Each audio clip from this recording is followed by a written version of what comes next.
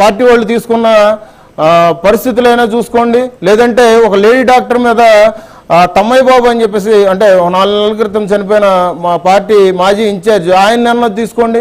ఇట్లాగా ఎక్కడైనా కానీ ఎంతటి వారైనా కానీ తప్పులు చేస్తే మాత్రం కూటమి ప్రభుత్వంలో ఏ పార్టీ వారు కూడా ఊరుకోవట్లేదు. అది దానికి ఉదాహరణలే ఇంతకుముందు మీరు చూసేది. అంతేగాని ఎందుకంటే సార్ ఈ ట్వీట్ ఒకసారి చూడండి. వీణానే నిన్న ఆ అమ్మాయి హర్ష వీణానే ట్వీట్ చేసింది సార్, పవన్ కళ్యాణ్ గారికి ధన్యవాదాలు తెలుపుతూ. సార్ ఇదంతా రాజకీయ కోణంలో మీరు చేస్తున్నారు. మేము అనుకుంటున్నాం ఏంటంటే ఒక బాధ్యతంగా ప్రజలకు జవాబుదారీతనంగా మేము ఉన్నట్టుగా ఇవాళ రోజున ఆ అమ్మాయికి న్యాయం చేయాలని ఆ అమ్మాయి పక్షాన్ని మేము నిలబడి మేము న్యాయం చేస్తున్నాం సార్. సో ఇవాళ ఒక విప్పు పదవి పోయిందని చెప్పేసి అనుకుంటే కాదు సార్, రేపొద్దున ఎమ్మెల్యే పదవి కూడా కావచ్చు. రేపొద్దున ఆయన ఇప్పుడు వేరే పార్టీకి వెళ్తాడా ఇదంతా అని చెప్పేసి వీళ్ళు ఇవాళ రోజున వీళ్ళు రాజకీయాలు ఆడుతున్నారు.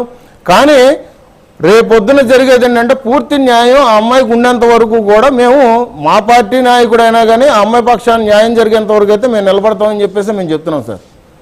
అంటే ఇక్కడ ఒకటి వాళ్ళు అడుగుతున్నది ఏంటి సందర్భం, ఇప్పుడు ఆయన మీద చర్యలు తీసుకునేటటువంటి క్రమంలో ఇదేదో అప్పుడే తీసుకొని ఉంటే బాగుండేది, గౌరవంగా ఉండేది. నేను ఇప్పుడు వచ్చేసి అక్కడ మీ పార్టీకి సంబంధించినటువంటి లీడరు ఆమెను నడి రోడ్డు మీద కొట్టాడు. సో ఆ సందర్భంలో కూడా చర్యలు తీసుకోలేదు. కానీ ఇప్పుడు తీసుకోవడం వెనకున్నటువంటి ఆంతర్యం ఏంటి అనేటటువంటి వాదన వాళ్ళు మా పార్టీకి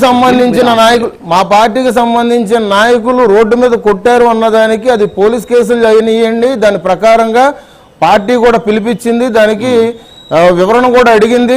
దానికి సంబంధించి ఒక నిమిషం ఆగండి సార్, మీరు మధ్య రాబోకండి. మీరు ఏమైనా కావాలంటే మీరు నోట్ చేసుకోండి,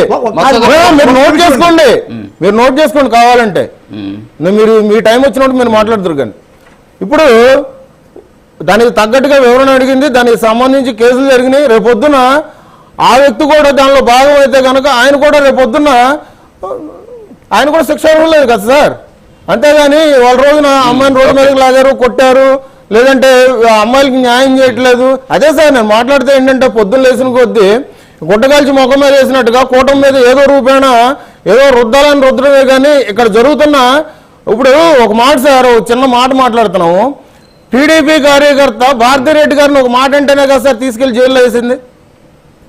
మరి వీళ్ళ హయాంలో మరి గోరంట్ల మాధవ్ కానీ అనంతబాబు కానీ, లేదంటే ఒక మాట సార్ చిన్న ఎగ్జాంపుల్ చెప్తున్నా, నా అక్కని ఏడిపిస్తున్నారని ఒక కుర్రోడు మాట్లాడితే అతని